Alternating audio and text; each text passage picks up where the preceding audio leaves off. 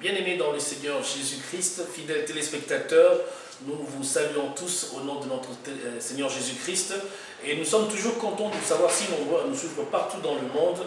Et bien sûr, aujourd'hui, nous allons continuer notre enseignement sur la sorcellerie. Et aujourd'hui, particulièrement, nous allons parler des modes de transmission de la sorcellerie avec l'homme de Dieu, le berger Moïse. Bonjour berger. Bonjour Patrick. Ça, c'est l'élément le plus suivi, la sorcellerie. Le monde entier a suivi, ils ont apprécié ce qu'on a commencé depuis la première partie jusqu'à ce moment.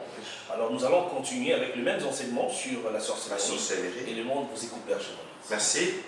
Monde entier, bonjour. Bonjour berger. Nous sommes en train de parler de la sorcellerie. Et comme Patrick vient de le dire, c'est l'élément le plus suivi. Nous avons compris que le monde entier a besoin de la délivrance. Amen. Et je voudrais souligner ceci, Patrick. Après tous ces enseignements, comme le bien-aimé ont demandé, nous allons procéder par des prières où il y aura une centaine de déclarations fortes sur la délivrance. Berger, parce qu'il y a même des nations qui sont concernées par cette chose, la sorcellerie. Ils sont sous l'emprise de la sorcellerie. Il y a des nations envoûtées, des familles envoûtées. Tout à fait. On a définitivement besoin de cette prière de délivrance. Et d'ailleurs, quand vous parlez des nations, nous allons montrer, nous allons parler des anniversaires. Oui. Là, ça concerne toutes les nations. Oui. Et en dehors de cela, nous allons parler de comment prendre possession du milieu dans lequel vous vivez. Oui. Donc, possession, comment je peux appeler ça? Il y a les termes qui m'échappent, je crois que ça va venir. Bon. L'idée est que, à partir, voilà, c'est venu. Possession territoriale. Voilà. Voilà. Donc, dans votre territoire, donc votre région dans laquelle vous vivez, comment prendre possession. Et là, nous allons expliquer des quartiers, des communes, des rues, comment le monde de sorcellerie, le monde des sorciers travaille avec les eaux qui nous environnent. Tout ça, Satan s'y est investi, Patrick. Oui. Alors, c'est un enseignement où, le jour où nous allons proclamer la délivrance, toujours sur ce beau plateau, que le bien-aimé, d'après moi, qu'il soit même à jeun. Je vous assure. Qu'il soit même à jeun, nous allons prier ensemble avec le monde entier et Dieu sera au rendez-vous. Il y aura beaucoup d'âmes, beaucoup de foyers, beaucoup de vies qui seront délivrées dans le nom merveilleux du Seigneur Jésus-Christ. Amen. Amen. Alors nous évoluons vers Moïse. Nous évoluons, Patrick, oui, avec Patrick. la sorcellerie, le mode de transmission de la sorcellerie. De transmission de la sorcellerie. Alors, il y a plusieurs modes de transmission. Nous allons essayer un peu d'épingler ça sous 3 groupes. Oui. Premier mode de transmission, c'est quand nous naissons. Le fait de naître, je crois que nous avons parlé de la sorcellerie familiale. Le fait de naître nous fait dépendre d'une hiérarchie, d'une alliance conclue déjà entre nos parents, nos grands-parents et nos arrière-grands-parents avec le diable. Comment? Nous sommes dans le livre d'Exode chapitre 20. Nous prenons, Patrick, le verset 5. Oui, nous lisons Exode chapitre 20. Le verset 5. Verset 5. Nous lisons au nom de Jésus-Christ. Amen. Tu ne te prosterneras point devant elles, et tu ne les serviras point. Car moi, l'Éternel, ton Dieu, je suis un Dieu jaloux qui punit l'iniquité des pères sur les enfants jusqu'à la 3e et à la 4e génération de ceux qui me haïssent. Très bien. Dieu punit l'iniquité de père aux enfants jusqu'à la 3e et à la 4e génération de ceux qui me haïssent. Regardez la 4e génération. La 4e génération, c'est vous. Comment vous devenez une 4e génération? Vous avez vos parents qui sont une 3e génération. Nous sommes en train de reculer. Vos grands-parents sont la 2e génération. Voyez-vous? Vos arrière-grands-parents, c'est la 1re génération.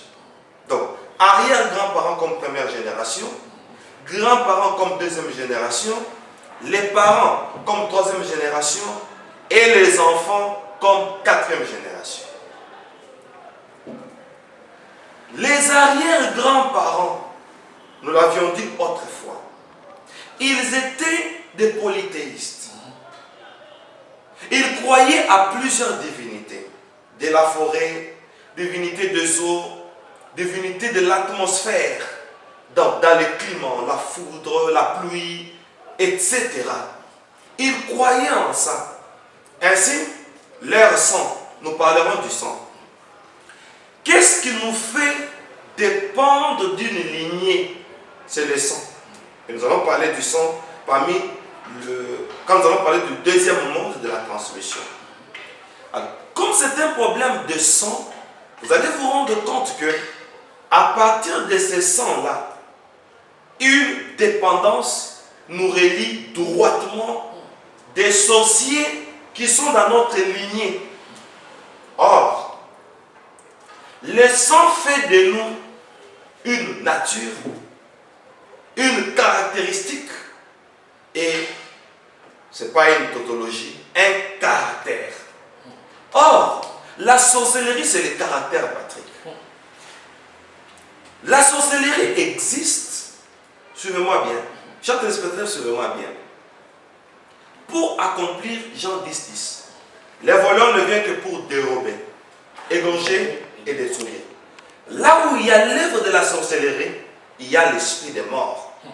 C'est ça, égorger. Là où il y a l'œuvre de la sorcellerie, il y a la destruction. C'est ça, détruire. Là où il y a la sorcellerie, il y a un manque à gagner. C'est ça, dérober.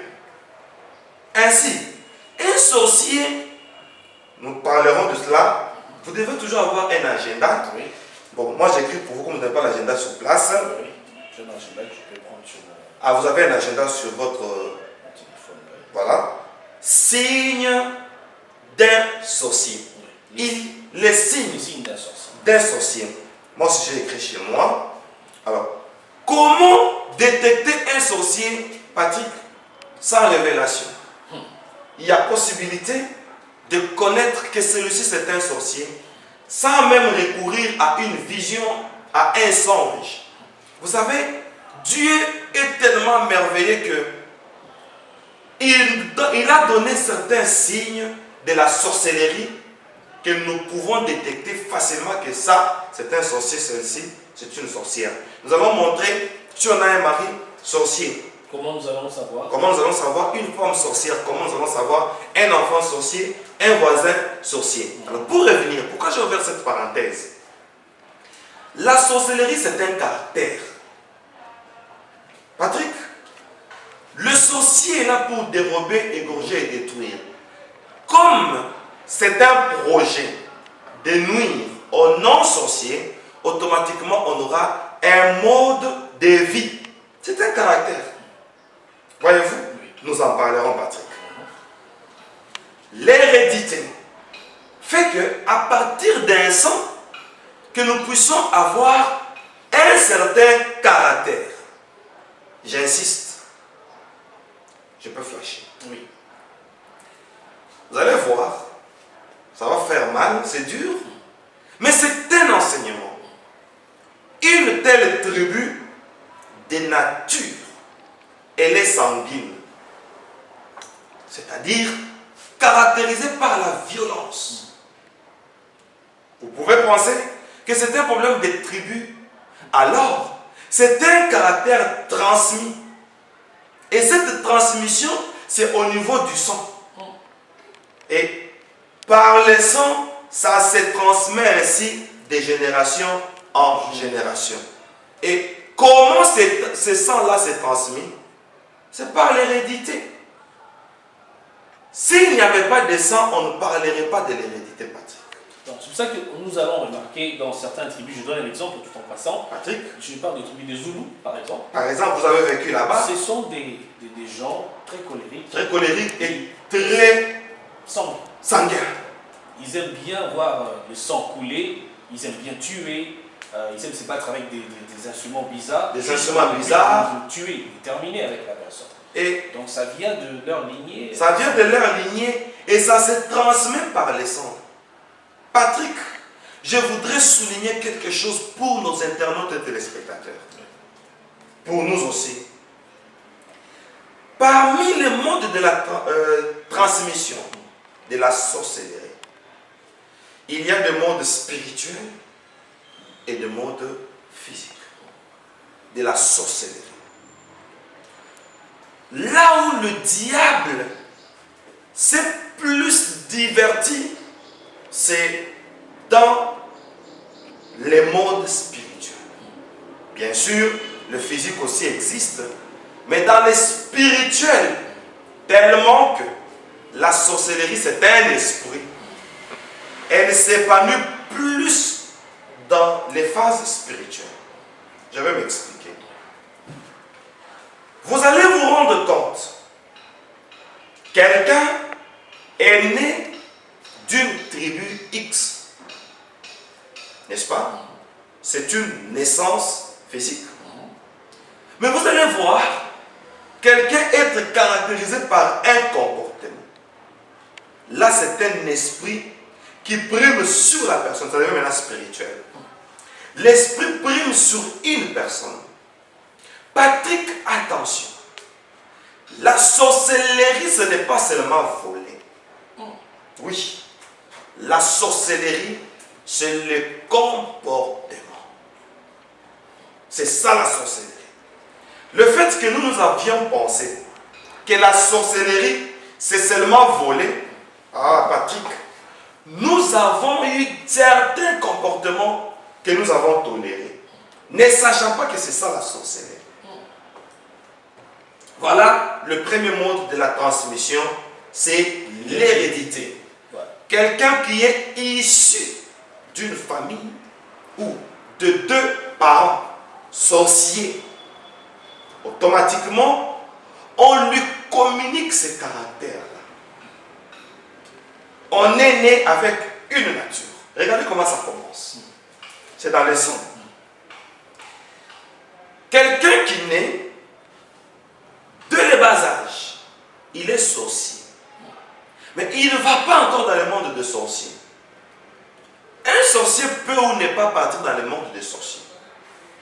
Quand ils vont dans le monde des sorciers, là-bas, ils ne vont que pour certaines pratiques et pour certaines instructions pratiques. Et quelqu'un peut ne pas aller là-bas, mais être toujours sorcier. Quelqu'un va naître.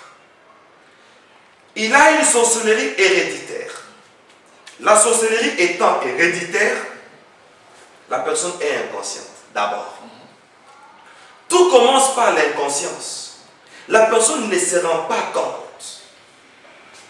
Maintenant, son cerveau commence à recevoir les messages par une instruction qui est suprahumaine, au-delà de la personne.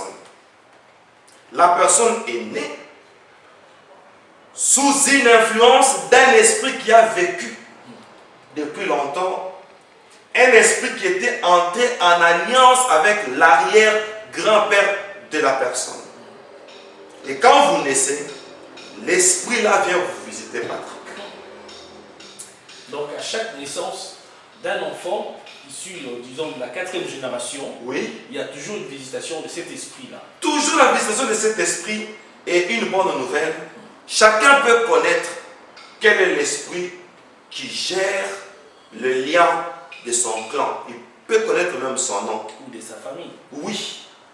Vous savez, à partir de notre date de naissance, on ne donnait pas l'année. Vous êtes né quelle date? Au mois de juin, le 12. Le 12 juin. Ok? Or, juin, ça vient du latin. Junon. June. En anglais. Or, Junon, c'est une divinité qui a été invoquée et servie dans la mythologie romaine. Voyez-vous? Et on prend le mot, on dédie à Junon. Les jours de votre naissance Junon était là. Accompagné de qui? Vous prenez seulement votre année. Je crois qu'on a parlé des anniversaires. Nous en parlerons avec vous, Patrick. Vous prenez seulement votre année. Et nous avons des téléphones, pour l'instant, qui nous donnent l'agenda. Il y a quelque part écrit sauter à la date. Vous cliquez là. Et l'agenda vous demande une date. Vous écrivez 12 juin 1900, vous mettez l'année. Paf, on vous donne les jours. Ainsi, les démons Junon va travailler en collaboration avec les démons du jour. J'ai toujours dit, c'est pourquoi Job, les jours de sa souffrance, il a dit, les jours de ma naissance, je les maudis. Il était en train de maudire ces démons-là, qui étaient en train en complicité pour prendre de l'information sur vos origines. Et si ça correspond à un mardi ou oui. lundi, donc Junon travaille en collaboration avec les démons du mardi. C'est Mars. Du lundi, on en parlera. Oui. Lundi, mardi, il y a Moon. C'est la lune. Donc le jour de la lune. Et j'avais dit la fois passée que notre naissance, nous naissons dans le 7 jours de la semaine. Du lundi au dimanche. Et les Romains nous ont donné le premier jour de la semaine, qui est le lundi. Mardi, les jours de la lune. Et le dernier jour de la semaine, ils nous donnent les dimanches. Sunday. Donc nous commençons la semaine avec Moon, la lune. Nous terminons le dimanche, la semaine avec Sun, le soleil. Automatiquement, on nous fait entrer dans l'astrologie. Sans pour autant que vous soyez directement concerné. Et c'est parmi les formes de la sorcellerie. L'anniversaire, c'est de la sorcellerie. C'est pourquoi nous, quand nous avons vu Dieu, il nous a dit, ne fêtez pas les anniversaires. Pourquoi? Quand vous fêtez les jours de votre anniversaire, automatiquement vous êtes connecté dans le monde des zodiaques. Parce que le monde des zodiaques, c'est un monde astral. Et du lundi à vendredi, nous sommes une bracket. C'est entre parenthèses, le lundi et le dimanche. Nous sommes encerclés, Patrick, par les astres. Or, l'astrologie, c'est ça le monde des zodiaques. Dommage. Ces choses me font très mal, Patrick. Ça, oui. Mais nous les révélons pour condamner les diables. Alors, Patrick, pour continuer, quelqu'un maintenant va naître. Il y a un esprit, d'après sa date d'anniversaire. Il sait que telle personne est issue de telle tribu. Ainsi, la personne va vivre le long de sa vie sous les injonctions de cet esprit-là qui a comme rôle de vous faire correspondre au comportement de vos aïeux. Et nous, au Congo, au temps du Zaïre, dans notre hymne national, on nous a dit, tricolore, enflamme-nous au feu sacré qui nous relie aux aïeux. À nos enfants. À nos enfants. Donc des aïeux aux enfants. Et il s'agit de quelle couleur? Le rouge, le jaune et le vert. Comme ce n'est pas le sujet du jour, nous évoluons. Le diable aime que vous soyez dépendants de vos aïeux afin que vous ayez leur comportement. Leurs images. Alors, vous allez dire, moi mon père était polygame. Je dois aussi être un polygame. Automatiquement, cet esprit-là de la sorcellerie vous met sous une dépendance. C'est sur le plan sanguin. Patrick. Et c'est la première étape ou première démarche d'initier plusieurs personnes à la sorcellerie. Rien que par la naissance, vous êtes presque d'ores et déjà un sorcier. Vous êtes déjà un sorcier. Pour ne pas dire apprenti sorcier. Un sorcier en majuscule. En majuscule. Oui, pourquoi j'ai dit ça? Je les réponds pour la troisième fois. Alors cherchons notre délivrance, Patrick. La sorcellerie, c'est un comportement. La sorcellerie, c'est un esprit. Jean-Baptiste vivait avec l'esprit d'Élie. Oui ou non? Oui. Et le monde satanique fait que Patrick puisse vivre avec l'esprit de Ndjoku. Ils sont arrière-grand-père. Là où le nom de Ndjoku est apparu pour la première fois. Et vous allez représenter l'autre Ndjoku afin que la mission du diable continue. Patrick. C'est ça le premier mode de transmission de la sorcellerie. Cette sorcellerie circule dans le sang afin que, par le sang, que vous ayez une ressemblance vis-à-vis de vos aïeux. Et cette ressemblance-là vous donne un comportement. Et quand le diable regarde, il voit un certain comportement à vous et sa mission est accomplie. C'est tout. C'est le premier mode de la sorcellerie. Les transmissions de la sorcellerie. C'est l'hérédité. Ici, la personne va s'ignorer. La personne ne saura pas que ses comportements, ses attitudes, c'est de la sorcellerie. Patrick, nous allons au deuxième mode de transmission de la sorcellerie. Deuxième mode, il s'agit de pactes. Quelqu'un peut être doublement ou triplement envoûté par la sorcellerie.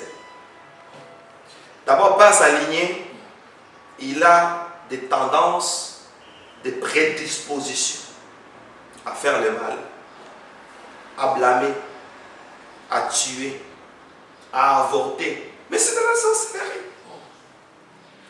Tout ce que vous pouvez faire qui apporte la mort à son prochain. Mais c'est ça que Jean 10, égorger.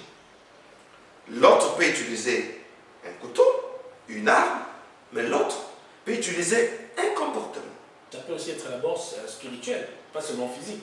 Oui, ça peut être la mort spirituelle. Nous en parlerons, Patrick. Alors, Patrick, nous sommes en train de parler des pactes. Il y a plusieurs pactes. Parmi les pactes, nous allons d'abord prendre un angle religieux. Commençons d'abord par là. Parce qu'en Apocalypse, on avait vu une bête sortir de la mer, une autre bête sortir de la terre. Or, la bête qui sort de la terre, c'est un pouvoir politique. Et la bête qui sort de la mer, c'est un pouvoir religieux. Le diable s'est investi dans la religion et dans la politique. Comment dans la politique? Satan s'est organisé, Patrick, pour que la majorité, quand on dit majorité, c'est-à-dire un pourcentage considérable où nos autorités politiques seront ne mettons pas au futur, des personnes ancrées dans l'occultisme. Comme ça, ils vont nous gouverner. Comme ça, ils vont nous gouverner sous une imposition occulte. Et ils deviendront comme des pharaons avec les enfants d'Israël.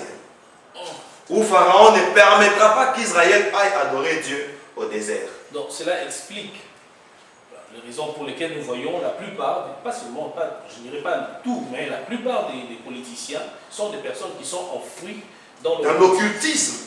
Tout ça, c'est pour que nous, les non-sorciers, nous dépendions des dirigeants occultes. Ainsi, ils vont faire des initiations. Ça, c'est à haut niveau. Ça s'appelle maintenant pacte.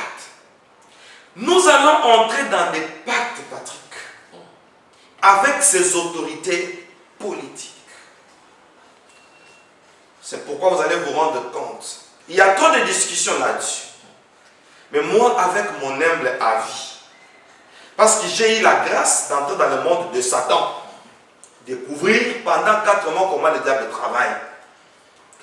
À mon humble avis, un chrétien prudent ne doit pas faire la politique. Ah ça oui.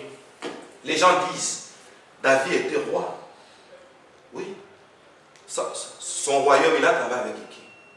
Mais c'était lui le roi suprême. C'était lui qui donnait des ordres. Mais vous vous entrez dans la politique.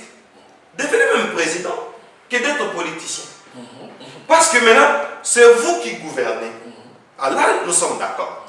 Mais travailler à côté des politiciens, vous serez influencé parce que la Bible dit le mauvaise compagnie corrompt les bonnes mœurs. Ils vont vous infecter. Et ils vont vous affecter. Patrick, nous évoluons sur les pactes. Nous avons dit il y a deux bêtes qui ont reçu le pouvoir du dragon pour dire que le diable va travailler dans la politique et dans la religion. Parlons d'abord de la religion. Ici, je ne cite pas les noms, mais nos téléspectateurs et internautes vont comprendre. Et je veux parler clairement. Patrick, nous parlons des pactes.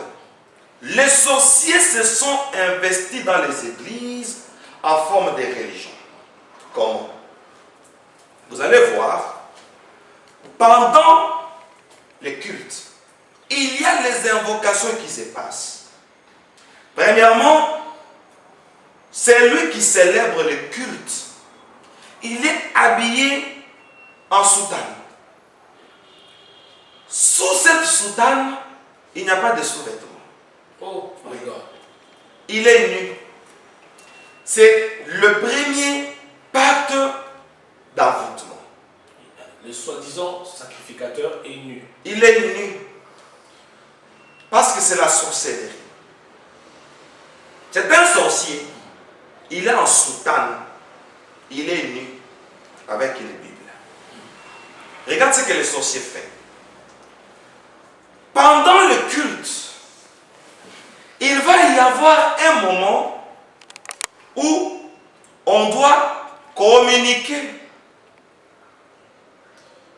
Une sorcellerie par la nourriture et le breuvage. Nous sommes à la deuxième forme de la transmission. Ils vont vous dire que ça, c'est une communion. On vous présente une communion. Je crois qu'on n'a pas cité les noms. Vous avez un dictionnaire? Oui. Vous pouvez chercher rapidement la signification de la communion. Voyons. Si vous serez En rapide. fait, le dictionnaire est anglais-français, c'est... Vous pouvez aller en français et vous nous interprétez. Non, vous pouvez aller en anglais. Vous lisez en anglais et vous nous interprétez. D'ailleurs, moi j'aime l'anglais parce que l'anglais est trop riche dans les nuances, Patrick. Je ne sais pas si vous pouvez m'appuyer. Oui, bien sûr. D'accord, Patrick. Voilà. Communion, c'est... Ah, vous y êtes déjà? Oui, Vous êtes c'est rapide. presque une communication. Ça, c'est en anglais. C'est français. Lisez, Patrick. Communication. Oui. Communication. C'est tout. C'est la seule phrase. Le seul mot. Ah, Jéhovah. D'après le dictionnaire, la communion, c'est la communication. Maintenant, regardez ce qui se passe. Communion, il y a une intercession. Il y a commun et il y a union. C'est ça la communion. L'intercession nous donne U et N. Un. Ils veulent que vous soyez un. C'est ça la communication. Vous allez voir, pendant le culte, le moment de la communion, il y a 3 sons de cloches. Il y a une divinité égyptienne qui descend. Isis. Horus. Seb. Comme ce sont des divinités, autour de l'altar, tous les sacrificateurs et leurs acolytes sont à genoux pour dire: nous honorons la présence de nos chefs spirituels, Isis, Horus et Seb. Mais on va dire, le I là c'est Jésus, H, Hominus, le S, Salvator. Donc Jésus, un homme sauveur en quelque sorte. Alors que c'est Isis, Horus et Seth. Et il y a un acolyte qui passe avec l'ascensoir. Patrick, la sorcellerie s'est développée.